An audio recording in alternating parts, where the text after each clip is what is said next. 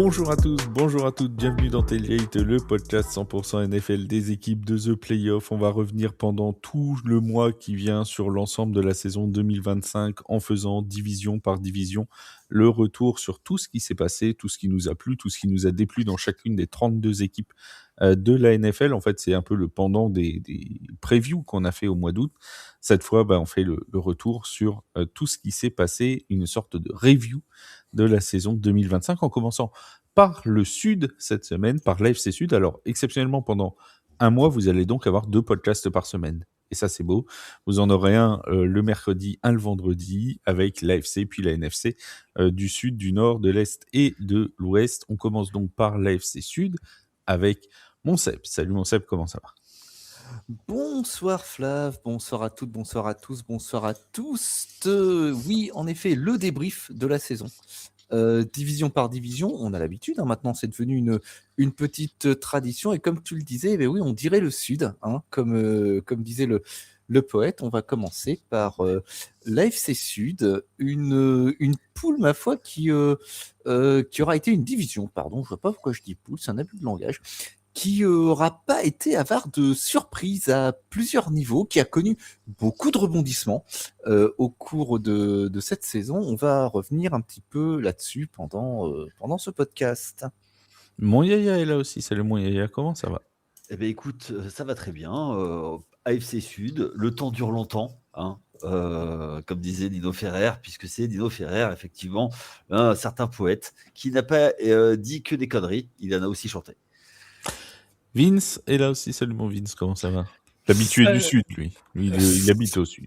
Oui, Seb aussi, mais Seb bon, aussi, salut à tous, salut à toutes. Oui, voilà, il faut bien commencer par une division. On commence très souvent par le Sud. On ne va pas déroger à la règle. C'est parti, on s'inflige ça pendant cette semaine. Et la semaine prochaine, on pourra passer à des vraies équipes. C'est sympa pour ceux qui sont de cette division-là. Ouais, Alors, on va faire ça sous forme de... Je vous explique le principe. On va faire ça sous forme de petits conseils de classe, comme il y a chez nos amis de la NBA, chez nos amis N1. C'est bien que tu expliques le principe, parce qu'il y en a dans la rédaction qui n'ont pas trop compris. Voilà. Et le pire, on va pas donner de nom. On va pas nommer tout de suite Vince. Voilà. On n'est pas du genre à te balancer sous les rails du train. On va vous expliquer un petit peu le concept. Donc c'est que on a prévu de faire ça par conseil de classe et donc par petites notes sur ce qu'on attendait et tout de la saison de chaque équipe. Le truc, c'est que c'est Vince qui a proposé cette idée et c'est Vince qui ne l'a pas compris. Ce qui est quand même un petit exploit, puisque c'est lui qui nous propose ce conducteur-là et il a réussi à ne pas comprendre sa propre idée. Ce qui est quand même un petit exploit. Franchement, c'est faux. C'est calomnie. J'avais pas proposé ça sous cette forme-là. Après, je te l'accorde. C'est peut-être mieux comme tu l'as prévu, mais pour autant, c'est pas comme ça que je l'avais présenté. Non, alors voilà, réfléchis-moi la mémoire, parce que j'ai pas le Discord sous les yeux. Mais est-ce que c'est pas lui qui nous a écrit ? Est-ce qu'on donnerait pas une note à chaque équipe pour faire comme un conseil de classe ? La seule différence entre ce qu'il a proposé et ce que moi j'ai mis en place, c'est que lui avait proposé de le faire à la fin de chaque équipe et moi j'ai dit qu'on commençait par ça. C'est tout, c'est la seule différence. Sinon, bon. Mais bon, c'est pas grave. Il n'a pas compris son idée, c'est pas très grave. On va s'en sortir quand même. Donc on va mettre une note sur 10 à chaque équipe par rapport, et je tiens à le préciser, aux attentes qu'on avait dans cette saison. Parce que sinon c'est trop facile, il suffit de prendre le bilan et puis de dire eux ils ont été nuls, ils ont été bons. C'est un peu trop simple et nous ne sommes pas là pour faire dans la simplicité. Avant de commencer chaque équipe, je précise aussi qu'on a pris en compte toutes vos remarques sur les futurs podcasts, ceux que vous aimeriez, etc. dans cette intersaison. On va essayer de prendre en considération et de faire au mieux pour vous en proposer certains. Qu'est-ce qui va, mon Seb ? Pourquoi tu dis non ? On prend en considération maintenant ce qu'on dit. Oui, si on prend en considération ce que vous avez. Ah bon, d'accord. C'est les auditeurs, c'est pas nous. Nous, oui, on a d'accord. J'avais pas compris. J'ai cru que c'était eux. Non, parce que si on se met à écouter n'importe qui, honnêtement, on va pas s'en sortir. Non. Après, si on écoute les idées de si c'est les auditeurs, oui, bien sûr. Non, c'est les idées des auditeurs. Il n'y a qu'à voir là.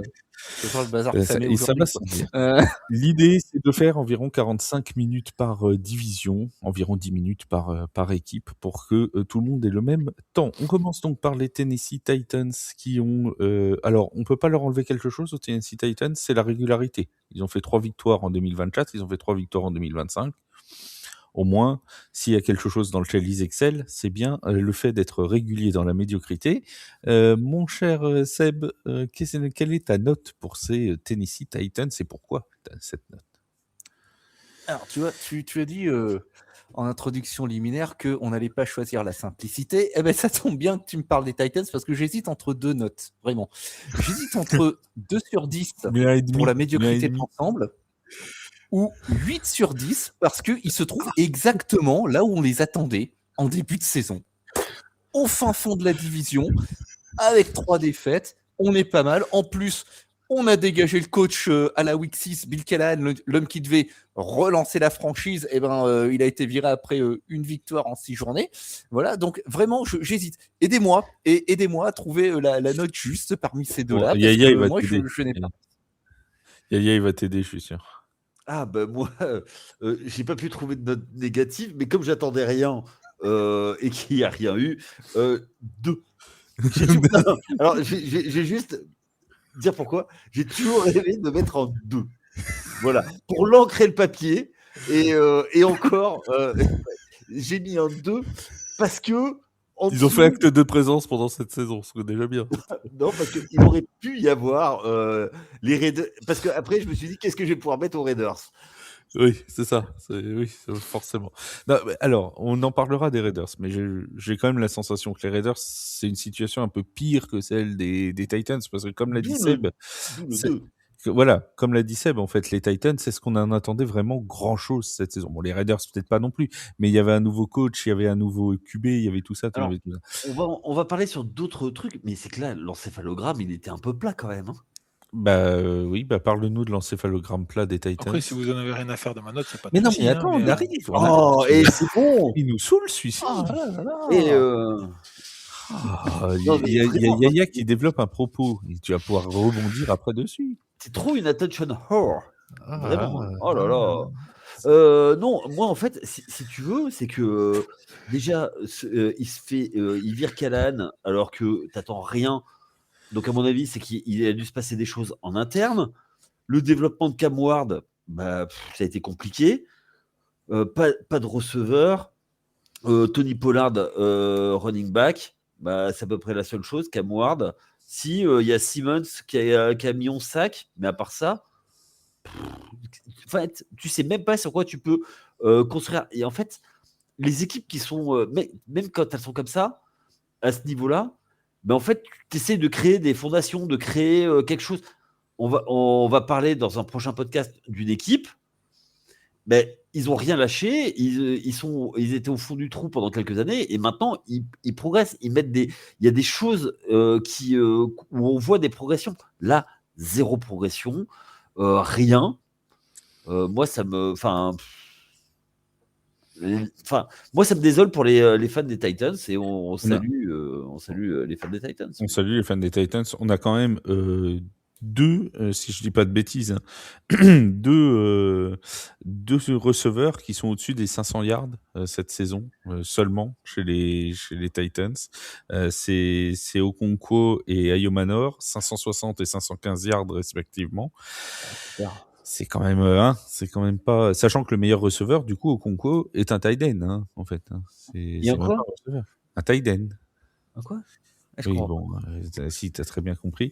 Voilà, on a Van Jefferson qui a 350 yards, on a Calvin Ridley qui a 303 yards. Qui n'a pas fait la saison complète, Ridley. Oui, qui n'a pas fait la saison complète, on est d'accord, mais quand même, tu vois. Je veux dire, t'as quand même pas non plus des chiffres qui sont incroyables. Alors, si tu m'avais dit que Gunnar Helm serait le 4e meilleur receveur de l'équipe en 2025, moi, je veux bien, mais je suis pas sûr que je t'aurais cru, quoi, tu vois. Donc à un moment, c'est quand même dans le jeu offensif, c'est quand même été très compliqué.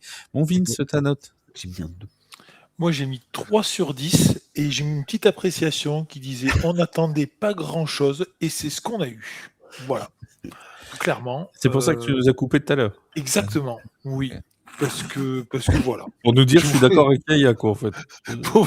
Pour dire que j'étais d'accord avec tout le monde et que j'avais rien à dire.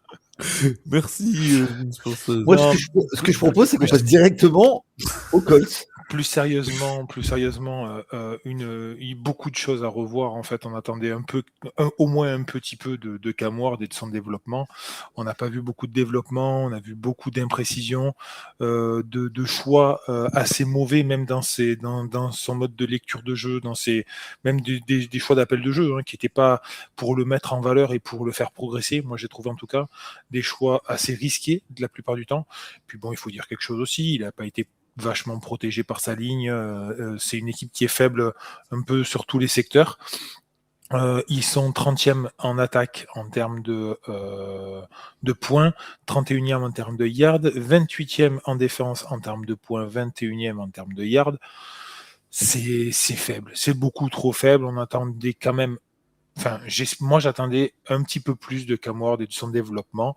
Là, le problème, c'est comme un peu l'a dit Yaya, Seb l'a dit un peu dans la médiocrité, dans la constante dans la médiocrité, c'est on ne sent pas une porte de sortie à cette équipe. On ne voit pas comment ils pourraient s'en sortir actuellement.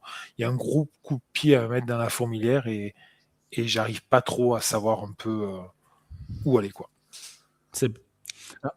Pour rebondir un petit peu là-dessus, Yaya parlait du licenciement de Bill Callahan. Est-ce qu'il s'est passé quelque chose dans les coulisses? Alors, on ne sait pas trop, mais moi, je me demande si en fait l'embauche de Bill Callahan, ça n'a pas été un big move après le départ de Mike Vrabel, s'ils n'ont pas embauché. Parce que bon, le départ de Mike Vrabel, c'était acté, c'était en fin de son coaching était en fin de cycle, voilà. C'était pas non plus entièrement une surprise, son départ à l'issue de la saison précédente. Mais virer ton coach nouvellement embauché au bout de 6 matchs, t'as l'impression que, moi ça me donne l'impression du moins qu'ils ont vraiment embauché entre guillemets le premier qui venait et que ça s'est soldé par cet échec. Et quand t'as chose, il y a un joueur autour duquel ils peuvent construire, c'est Jeffrey Simmons, c'est leur defensive tackle, et je pense que ce n'est pas pour rien que les Titans ont embauché Robert Saleh, spécialiste de défense, et que ça va être l'axe de reconstruction de cette équipe, comme d'autres équipes qui sont au fond du baril, de recommencer par construire la défense. Et que quant à Cam Ward, oui, première saison particulièrement difficile, il a encaissé 55 sacs, le pauvre garçon, mais comment est-ce qu'il peut encore marcher après une saison pareille? Mais par contre, sur certains jeux, il a vraiment fait preuve de moments vraiment brillants. Moi, je me souviens, sa première passe de touchdown de sa carrière, il enroule sur la droite pour lancer sur un poste extérieur sur la gauche. Et ben celle-là, les enfants, une passe comme ça pour la mettre, ça sort pas de la cuisse de Jupiter. Hein. Il faut une puissance de bras, une précision hors du commun. Il a besoin d'aide, c'est sûr et certain. Il a besoin de skills player, il a besoin d'un jeu au sol. Alors Tony Pollard a franchi les milliards, mais il a besoin d'un jeu au sol qui performe un peu plus. Et puis il a besoin d'être protégé, d'être mis en confiance, le pauvre garçon. Oui. Moi, il y a un truc, c'est que j'espère que enfin on va comprendre quelque chose. C'est que c'est bien beau de prendre des potentiels quarterbacks, mais tu les jettes pas en pâture. C'est l'agneau sacrificiel. Mais c'est on comme flingue. ça, Yaya, tu dis ça comme si ça te surprenait. Mais non, mais oui, mais c'est. Alors écoute, tu sais ce qu'a dit Albert Einstein. La folie, c'est de refaire toujours la même chose en espérant un résultat différent. Mais au bout d'un moment, je sais pas, mais il faut qu'il y ait un mec qui soit un peu intelligent en arrêtant de mettre des. Ok, tu draftes un quarterback, mais entoure-le. Tu vas pas faire n'importe quoi. Mets un minimum de lignes, mais au moins un left tackle. Mais non, mais tu peux pas quand t'as mis toutes tes billes sur ton first round et tu veux une rentabilité. On est dans le sport professionnel, Coco. Tu veux une rentabilité immédiate. Et si tu rinces le mec au bout de 3 saisons, tant pis, c'est next in line. C'est malheureux, mais c'est comme ça. Hein. Et le problème aussi, c'est la pression que tu as au niveau des fans. Les fans ont réclamé Cam Ward et ils savent très bien qu'en fait, tu le prends sous la pression aussi de ces fans-là. Tu sais très bien que si tu fais la même saison en ne le prenant pas, tu te fais encore plus allumer. Quoi qu'il arrive, ça se passera mal. Bon, cette année, ils ont déjà un QB. Ça m'étonnerait qu'ils en redraftent un deuxième, effectivement. Donc, ils vont pouvoir peut-être se concentrer un petit peu plus sur la ligne. Mais comme on l'a dit, on en a parlé régulièrement et on voulait faire un podcast là-dessus. C'est comment comment on fabrique une bonne équipe. À partir de quoi on fabrique une bonne équipe? On est tous à peu près d'accord ici, mais c'est très compliqué à mettre en place, c'est très long et les fans ne sont pas patients. J'ai juste une chose à dire. Attends, pour conclure, excuse-moi, Flav, mais au moins, mets un bridge quarterback, prends un vétéran pour lui expliquer et l'aider un petit peu. Là, Il y avait Tim Boyle. T'attendais quoi de plus? Il y avait Tim Boyle, c'était parfait. Il y a Tim Boyle. Donc il y était. Là où il peut y avoir une construction efficace, c'est si tu as, comme les Jets par exemple cette année, plusieurs premiers tours, où tu peux aller chercher un QB et tu peux aller chercher des gens pour l'entourer. Mais c'est vrai que sinon, tu joues ton premier tour sur ton QB, derrière forcément, c'est compliqué. Les amis, donc si je fais le bilan des notes, on est sur du 2,66.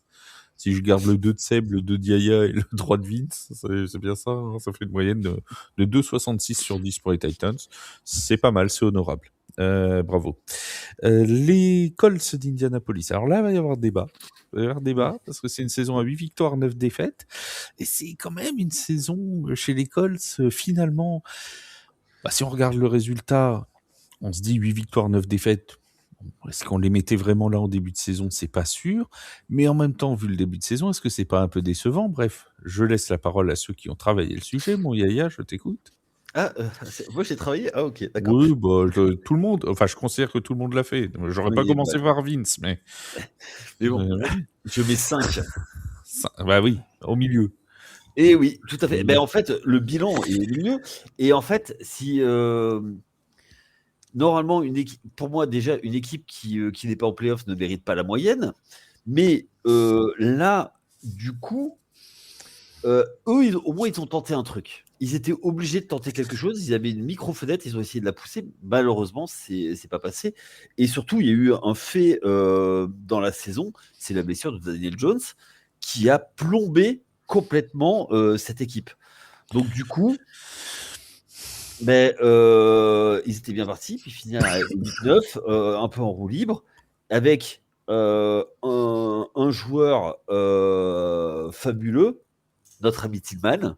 Mais Vince nous en parlera. Vince va nous en parler beaucoup mieux. Alors, moi, j'ai pas le droit de donner de note parce que tu te mouilles pas. Non, je suis là pour faire la modération, mais justement, je vais me mouiller. Moi, si j'avais dû donner une note au Colts, j'aurais mis 7 sur 10. Et je vais vous dire pourquoi. Non pas parce qu'ils sont pas en play-off, mais parce que Wake avait dit que c'était l'équipe de... Alors déjà, mais parce que je trouve aussi qu'ils ont été bien au-delà des attentes. Et comme tu l'as dit, pour moi, le déclin arrive vraiment au moment de cette blessure de Daniel Jones. Donc je pense très sincèrement que la saison et la fin de saison auraient été totalement différentes s'il avait été là. Et pour moi, c'est une équipe qui a allé, si tu veux, je mets le 5 sur les équipes qui sont allées là où on les attendait, tu vois. En dessous, c'est celles qui ont déçu. Au-dessus, c'est celles qui ont été plus haut que ce que j'attendais. Moi, personnellement, mais c'est mon système de notation, après, on n'est pas forcément tous d'accord. Personnellement, j'aurais mis un 7 sur 10 aux Colts parce qu'ils sont allés au-delà de ce que moi, personnellement, j'attendais pour eux cette saison. Mon Vince. J'ai hésité entre 6 et 7 aussi. J'ai pas le droit de mettre 6,5, donc je vais partir sur 7. Je vais partir sur 7 avec une petite appréciation qui dit que c'était effectivement une grosse et une belle surprise à continuer. La blessure de Daniel Jones était clairement un tournant dans cette saison. L'arrivée de Sauce Gardner a été n'a pas été préjudiciable dans la saison, mais par contre va l'être pour les saisons à venir. Et ça va être un peu compliqué puisque, ok, ils ont récupéré un défenseur de talent, mais par contre ils ont perdu quand même beaucoup dans le trade. À voir ce qu'ils vont réussir à faire avec tout ça. Par contre, effectivement, sur la saison, si on m'avait dit en début de saison que les Colts allaient finir à 8-9, je n'aurais pas cru, j'aurais eu du mal à le croire. J'espérais quand même un peu de cette équipe qui me semblait intéressante à voir, mais de là à ce qu'ils gagnent 8 victoires, et puis surtout, il faut bien le noter, depuis à la blessure de Daniel Jones, ils sont déjà à 8 victoires, il me semble, puisqu'ils se blessent contre les Chiefs. Contre les Jaguars. Donc ils sont déjà à 8 victoires. Ils perdent après contre les Chiefs et les Texans avec lui, et après contre les Jaguars, ils enchaînent avec 6 défaites d'affilée, ce qui les plombe complètement. Bon, leur saison est plutôt réussie dans l'ensemble. C'est dommage qu'il y ait cette blessure. Ça sera un peu on a l'impression qu'on saura vraiment pas vraiment jusqu'où ils auraient pu aller, et c'est dommageable. J'aurais bien voulu savoir jusqu'où ils pouvaient aller avec l'effectif au complet. Il y a Seb qui dodeline, et j'aime bien quand Seb dodeline parce que ça va amener du débat. Ouais, je dodeline un peu. Alors, je vais commencer par donner ma note. Moi, j'ai mis comme il y a un 5 sur 10. Peut-être pas tout à fait pour les mêmes raisons. Je voudrais quand même vous rappeler que la saison précédente, donc pas celle qui vient de s'écouler, mais la saison 2024-2025, malgré un effectif au poste de quarterback particulièrement chaotique, les Colts, ils sont pas passés loin des playoffs, joués à pas grand-chose avec Houston dans cette division. Et cette saison, on pouvait attendre un upgrade. Cet upgrade, alors, n'a pas eu lieu en raison des circonstances, que vous avez citées, en particulier la blessure de Daniel Jones, mais surtout, à partir du moment où c'est arrivé, ils n'ont plus été en mesure de concurrencer Houston ou Jacksonville. C'est pour ça que mon avis, il est beaucoup plus mitigé. Et même si la consigne, c'était de noter par rapport à l'opinion qu'on pouvait avoir du club au début de la saison, néanmoins, leur deuxième moitié de saison catastrophique, 7 défaites entre les weeks 12 et 18, ça aussi, ça marque sur la note. Je veux quand même vous rappeler que à la mi-saison, on disait tous Daniel Jones, Comeback Player of the Year ou Offensive Player, voire MVP. Jonathan Taylor, MVP. Moi, le premier, j'étais un fervent Shane supporter, Steichen, coach de l'année. Shane Steichen, coach de l'année, etc. 18e journée, plus rien, plus question de parler de ça. Alors pour Daniel Jones, évidemment, le pauvre, mais même pour Jonathan Taylor ou pour Steichen. Donc il s'est quand même passé quelque chose de grave avec cette équipe. Il y a eu évidemment, alors le cas Sauce Gardner, on peut pas leur en vouloir de s'être senti pousser des ailes et de vouloir faire venir un joueur pour élever leur défense antiaérienne, qui est un gros problème. Ils sont 31e en défense contre la passe. Le problème, 1, Sauce Gardner, il s'est blessé, et 2, je pense que dans leur défense anti-aérienne, le problème est plus structurel et qu'un seul joueur ne réussira pas à lui seul à élever le niveau. Mais voilà, 5 sur 10 à cause de tout ça. Je ne peux pas donner plus.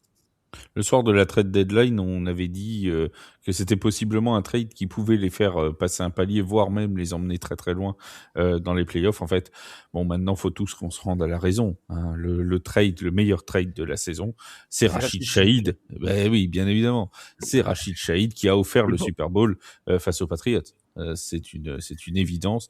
Ces fair catch étaient tous parfaits. Et pourquoi ça, tu en parles évidemment. maintenant, là, comme ça là Et ben parce qu'on casera Rachid Shahid maintenant à chaque émission. Et voilà, gloire à Rachid. Rachid Shahid sera notre mascotte, la nouvelle mascotte. Alors, je suis désolé, mais pense en fait, qu'on a réellement perdu un auditeur. ça reste quand même un Eli Manning du pauvre, hein, excuse-moi. Hein, mais... Non, pas du tout, parce que déjà, ça t'aura pas échappé qu'il ne joue pas au même poste, ça ne t'échappera pas non plus que Rachid Shahid sera au Hall of Fame, contrairement à d'autres. Et voilà. Double MVP du Super Bowl. Bon, c'est tout. Hein, voilà. Parce que, en fait, le truc qui est fou, c'est que tu viens de dire comment tu arrives à caser Rachid Shahid ici, mais toi, tu arrives à caser Eli Manning. Mais oui, mais tu sais comment ça s'appelle, mec? Ça s'appelle un contre-Capes. Voilà, c'est... Moi, je pense, alors je ne veux pas faire de la psychophobie, mais à ce niveau-là, les gars, ça tient de la maladie mentale. Il faut vraiment que vous consultiez, parce que là, vous avez un problème. Et vraiment, je vous dis ça, vous êtes potes, hein, je m'inquiète pour vous. Vous avez un problème. Vous reconnaîtriez qu'il y avait un lien entre Rachid Shahid et les Colts, puisqu'on en a parlé le live de la trade deadline. Donc il y avait un lien. Effectivement, il y avait un lien entre Rachid Shahid et les Colts. Par contre, entre Eli Manning et les Colts, aucun. Tu veux. Non, c'était Eli Manning avec Rachid Shahid, parce que comme il y avait très peu de trucs. Peyton Manning a joué pour les Colts. Peyton est le frère de Eli, donc voilà, dans l'absolu. C'est un peu capillotracté, mais bon, qu'est-ce que vous voulez, on a trop tracté ses cheveux à Yaya, du coup, ben voilà. Ouais, alors mais bon, ça c'est tu un autre. Tu ne devrais pas trop te moquer, parce que vu ce qui t'arrive sur tes cheveux, chute à l'arrière. Oui, effectivement, chute à l'arrière. Oui, effectivement. Chute à l'arrière du peloton.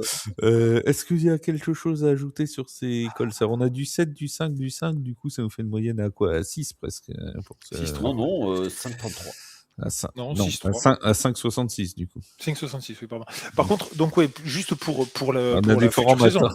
pour la future saison, Ah oui, effectivement, on met ta note à toi comment Non, celle de Vince, il a mis 7.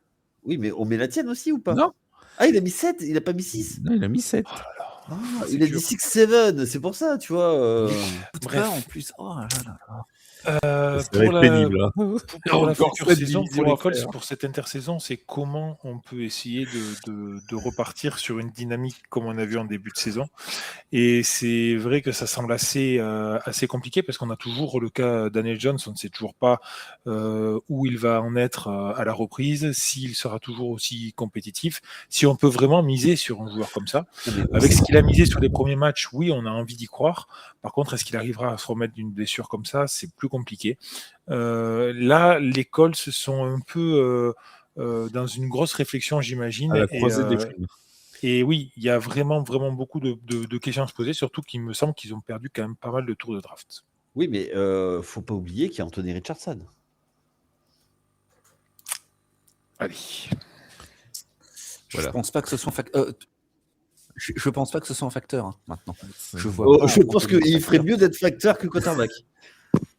Là, tu te retrouves, tu as un quarterback que tu as signé pour un an qui se blesse gravement en fin de saison. Donc, effectivement, quand les camps vont arriver, dans quel état il va être, difficile à savoir. Tu as sacrifié ton first round pour un cornerback superstar. Donc, tu peux pas aller chercher un quarterback à la draft cette année. Qu'est-ce que tu fais? Tu re-signes ton quarterback blessé et tu essaies de trouver un free agent d'expérience, mais le marché de la free agency sur les quarterbacks, il est quand même pas fifou cette saison. Ils sont dans une drôle de situation. Les Colts, il va falloir qu'ils l'abordent vraiment avec beaucoup de circonspection, avec beaucoup de réflexion et beaucoup d'intelligence surtout. Parce que, Attends. pardon. Là-dessus, il y a peut-être de la free agency, mais il y a un quarterback, voire deux, qui vont être disponibles via trade. Tu vois, Tu penses à qui? Kyler Murray et tu as Tango Vailoa. Alors, c'est des soldes. Ouais, C'est j'appellerais des pas soldes. ça un choix safe, vu son passif de blessure. Et Kyler Murray, Non, mais je suis d'accord avec toi. Mais s'ils ça veulent. voudrait dire repenser tout le système aux Colts. Ouais, c'est ça. Parce qu'en fait, effectivement, il faut penser au run, il faut penser à ce que Daniel Jones a fait dans le système-là et comment il a pu marcher avec ce système-là. Il faut trouver un QB qui ressemble un peu à Daniel Jones. Et là, ça va être un peu plus compliqué. Là, t'en as pas. Oui, ça resserre un petit peu plus. Donc, Ça reste la piste d'Eric Carr. on en parle, hein. Non, Mais pas. en tout cas, on est bien d'accord que Philippe Rivers, personne n'y pour croit moi, pour être starter en début de saison. Ça, c'est sûr. Sur le concept, sur le comment dire, la manière de jouer, je vois plus un Derek Carr qu'un Kyler Murray ou qu'un Tango Vailoa. Tu vois, ça se rapproche quand même plus du QB Daniel Jones que Kyler Murray, tu vois, dans le style. Donc voilà. Après, c'est un Derek Carr qui n'a pas joué depuis un an, qui a été blessé et qui machin. Hein. Après, il y a une option aussi qu'on voit passer, c'est taguer Daniel Jones. Oui, ça peut aussi le taguer et tu vois, tu t'assures qu'il soit là pour un an alors pas trop cher, toutes choses égales par ailleurs, hein, mais t'es pas obligé de casser la banque. Certains diront peut-être que c'est trop cher quand même, mais on sait pas trop. Et effectivement, l'option Derek Carr, moi je l'ai vu beaucoup revenir sur que ce soit chez les observateurs ou sur les sites de fans des Colts. Ouais, mais quand tu reviens d'un tendon d'Achille, tu te bloques beaucoup pour un joueur, tu sais pas comment tu vas. Et c'est un an. Parle-en à Kirk Cousins. Parle-en à Kirk Cousins aux Vikings du Minnesota et aux Falcons d'Atlanta. Et juste un truc, Kirk Cousins qui va peut-être se faire couper.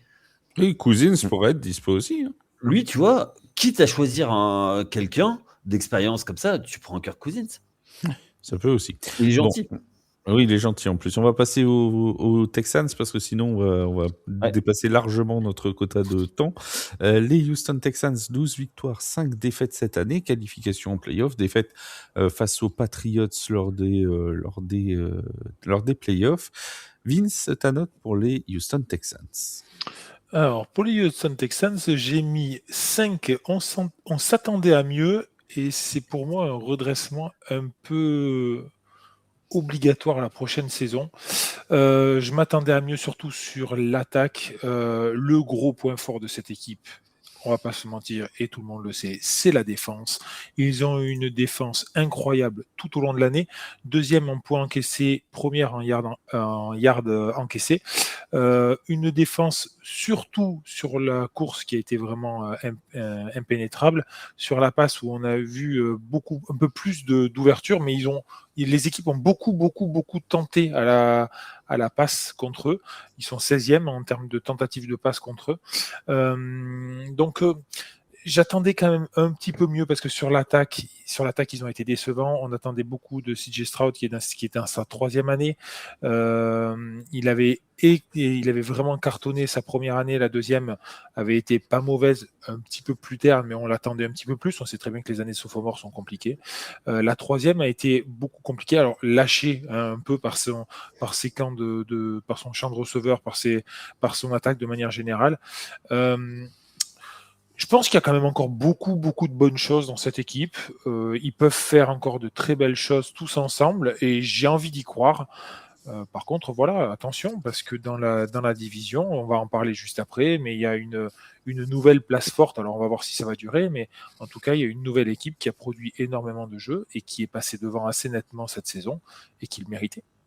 Au moins, pour cette saison. Je te trouve dur avec un 5, mais on va voir ce qu'en disent mes congénères. Seb? J'ai mis un 7 sur 10, malgré tout.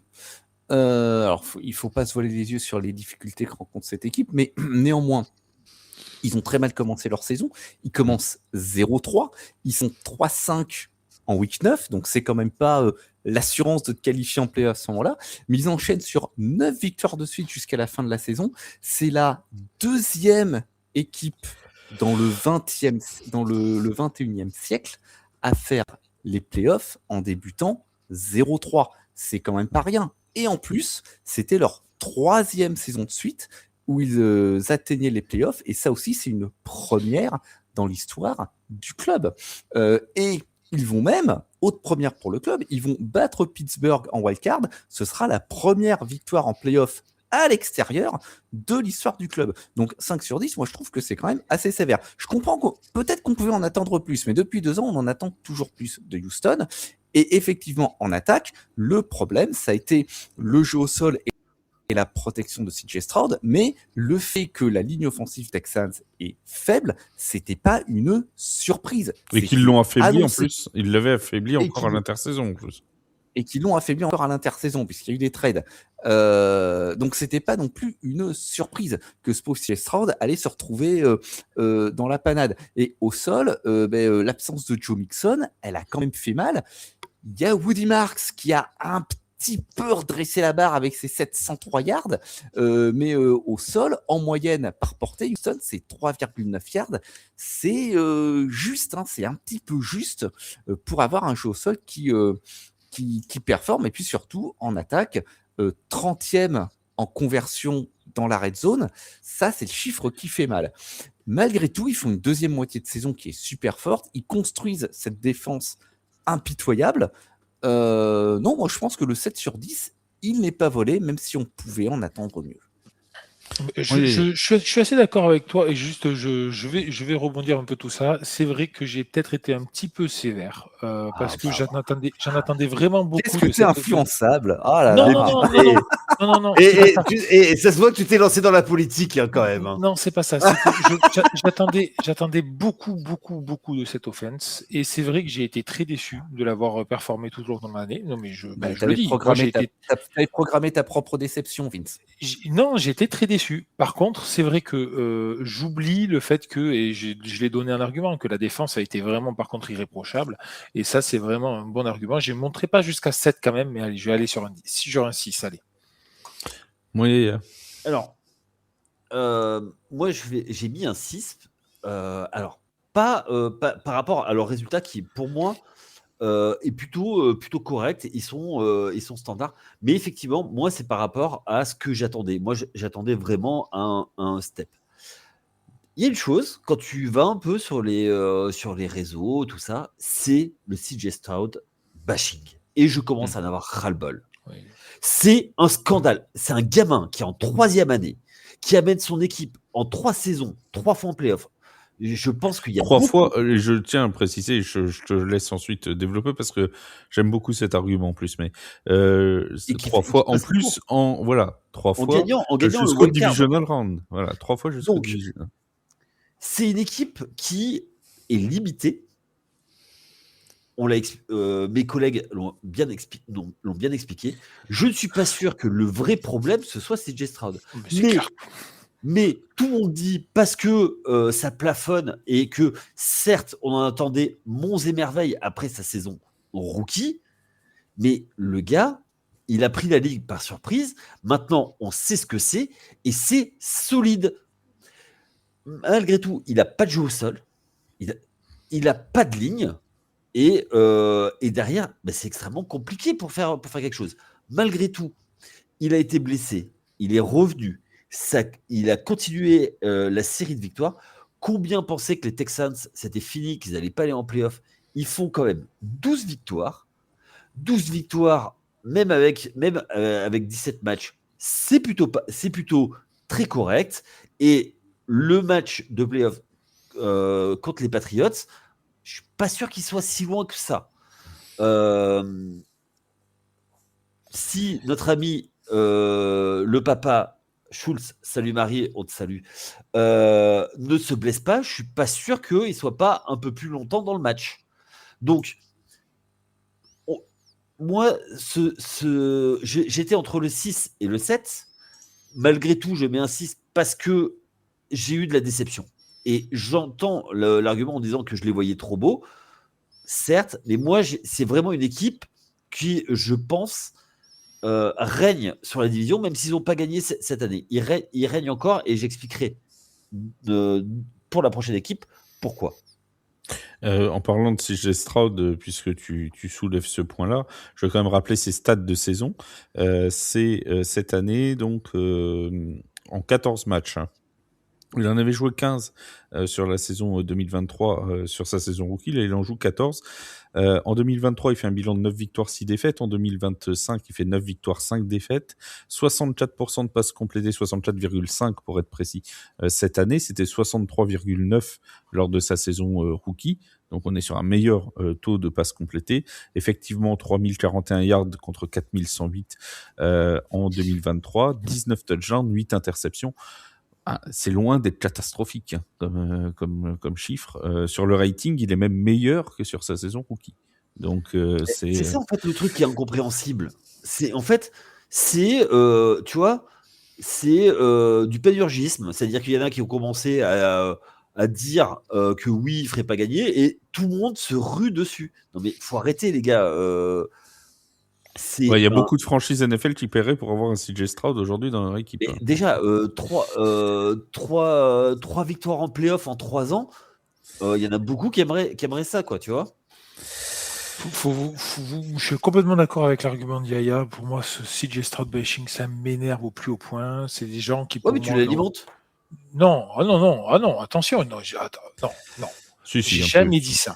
J'ai dit que j'ai été déçu par l'offense. Mais pour moi, c'est pas CJ Stroud le problème. Clairement pas. J'ai jamais parlé de ça. On en a parlé. La ligne a été catastrophique, poreuse, qu'elle n'en pouvait plus. Pour moi, il a été plutôt abandonné par son corps de receveur et la production au run a été assez limitée aussi. On attendait un petit peu plus, du fait aussi des blocs de ligne. Hein. Je pense qu'il y a beaucoup de choses qui partent de la ligne. Hein. Je l'ai toujours dit. Mais je pense aussi, et très franchement, que les appels de jeu n'étaient pas hyper bon par rapport à tout ce qu'il avait en place. Donc oui, il manquait pas mal de choses. Je suis déçu par l'offense, mais pour moi, CJ Stroud arrive à pour le moment une carrière vraiment très belle. En 3 saisons en NFL, il est arrivé à faire des choses que des QB ne feront jamais en toute une carrière. Donc non, arrêtons avec ça. Les gens s'emballent pour un rien, mais vraiment, CJ Stroud, c'est un super QB. Il faut voir ce qu'il arrive à faire. Rapidement. Ouais, rapidement. Moi, je pense, en fait, la vraie saison pivot, ça va être l'année prochaine. Pourquoi ? Parce qu'ils ont 2 méga stars qu'il va falloir re-signer et il va falloir choisir. Et en fait, soit les deux acceptent de prendre un peu moins, mais il va falloir choisir. C'est deux qui vont finir leur contrat rookie, CJ Stroud et Will Anderson Jr. Donc, il va falloir choisir. Et en fait, c'est maintenant qu'il va falloir mettre l'énergie. C'est l'année prochaine qu'il va falloir passer un cap. C'est tout. Avec comment est fait le CBA, enfin, c'est comme ça, en fait, le truc. Quand tu as des contrats rookies, il faut en profiter au maximum. Après, ça te bloque. On passe aux Jaguars, aux Jacksonville Jaguars, qui sont donc redevenus champions de division AFC Sud cette année. 13 victoires, 4 défaites pour les Jaguars. Bon, Seb, je te laisse donner ta note et ton appréciation sur cette équipe nouvellement championne d'AFC Sud. J'ai mis un 8 sur 10. Personnellement, j'en espérais pas tant. Mais c'était une belle réussite pour l'année 1 de Liam Cohen. Hein. Une attaque qui performe, qui se classe 6e en scoring. Une défense qui n'est pas en reste. Hein, une défense 10, même s'il y a des difficultés dans la défense contre la passe. 8 victoires de suite pour finir la saison. Donc, ils ont vraiment fini sur une belle dynamique qui les a ensuite entraînés pour les playoffs, même s'ils se font battre en wildcard par Buffalo. Grosse différence par rapport à la saison passée, ils ont remporté leur match serré, alors que ça a tombé plutôt de l'autre côté de la ligne la saison dernière, et c'est un fait qui aurait pu vraiment modifier leur saison 2024-2025. Une des satisfactions, c'est le receveur Parker Washington, hein, qui fait vraiment une belle performance avec, je vais le retrouver, 847 yards en 58 réceptions et 7 touchdowns. Il y a un bon duo de running back avec d'une part Travis Etienne et ses 1107 yards, et également Biachul Tutten avec 307 yards en 83 portées, qui a amené sa contribution en tant que rookie à ce jeu au sol, et qui sera certainement appelé à prendre du volume de jeu les saisons prochaines. Par contre, la déception en termes de joueurs, ça a été Travis Hunter, le deuxième choix de la dernière draft, blessé, seulement 7 matchs disputés, 28 réceptions, 298 yards. À force de répéter qu'il peut jouer receveur et corner, on n'a pas fait de choix. Et je pense que c'est un très mauvais départ pour lui dans sa carrière. Il va falloir que les Jaguars se décident sur ce qu'ils veulent faire avec ce joueur, au risque d'un grand potentiel athlétique. Donc voilà, j'en reste là pour le moment. J'attends la suite de la part de Liam Cohen et ses hommes. Yaya. 8 également. Alors, moi, en fait, pourquoi? C'est une équipe, chaque fois qu'elle doit passer le step et gagner, à chaque fois, elle tombe après. Mais cette saison, c'est tombé du bon côté. Et quand ils font des saisons comme ça, ils sont tellement agréables. Ils sont cool à voir jouer, en fait. C'est une équipe qui est sympa. C'est une équipe que tu as envie de supporter. Et mais le ça pour la piscine, toi. Exactement. Ah ouais, j'adore ça. Ah ouais, moi je suis fan.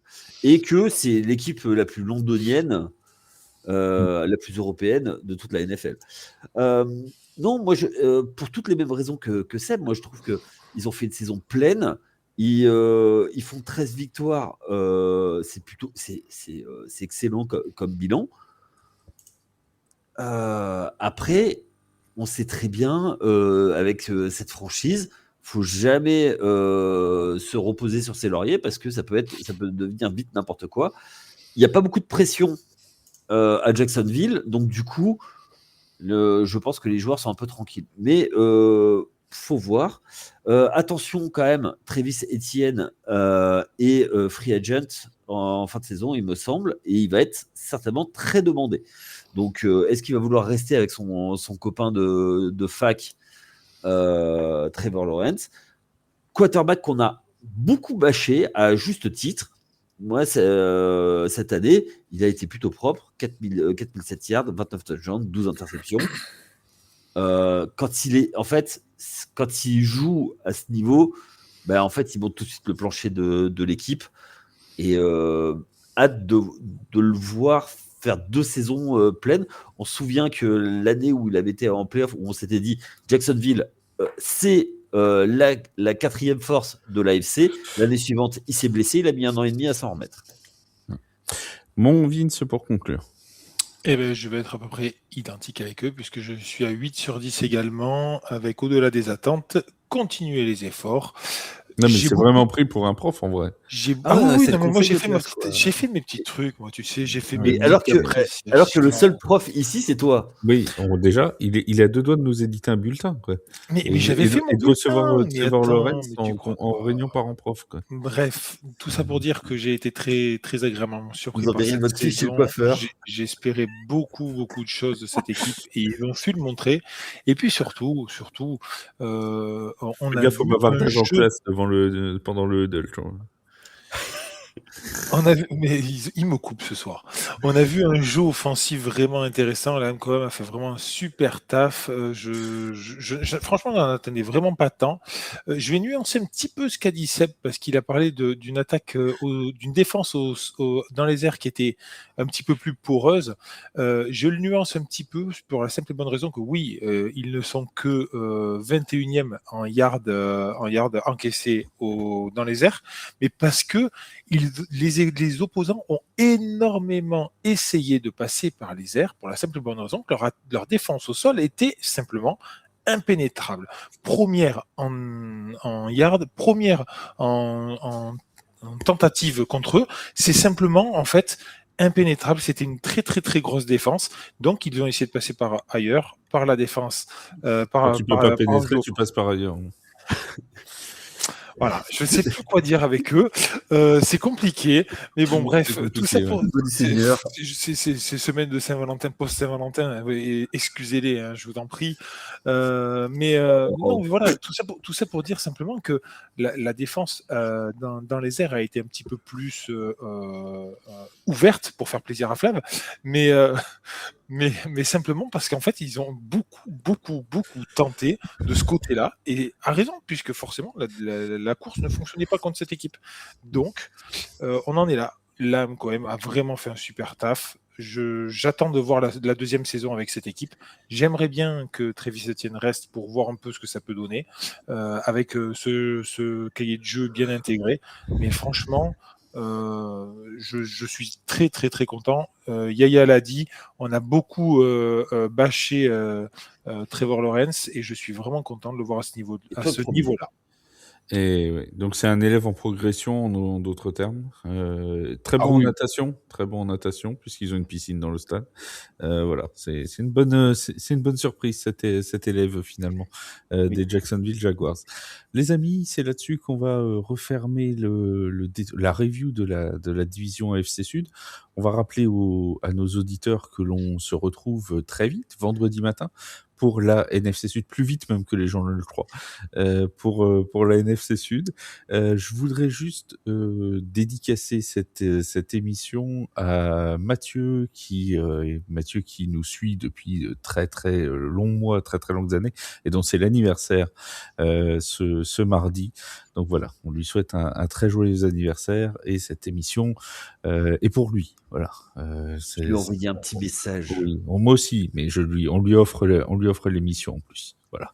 Oui. Il pourrait quand même apporter un gâteau et un morceau de gâteau pour nous, quand même. Oui, ça c'est un autre problème. Merci à tous de nous avoir écoutés. Je vous rappelle que mercredi, vous me retrouvez sur l'Afterfoot US pour parler de D1. Il y a aussi un podcast EFA qui est dans la boîte avec John McKeon. Si vous aimez les Paris Musketeers, vous aurez plein d'infos sur la saison 2026 à venir. Et puis, il y aura aussi des podcasts NBA, MLB pendant toute la semaine. Et nous, pour la NFL, on se retrouve donc vendredi matin pour parler de la NFC Sud. Merci mon Sam, merci mon Vince, merci Yaya. On se dit à très vite sur The Playoffs. Salut tout le monde. Ciao. Ciao. Ciao, bye.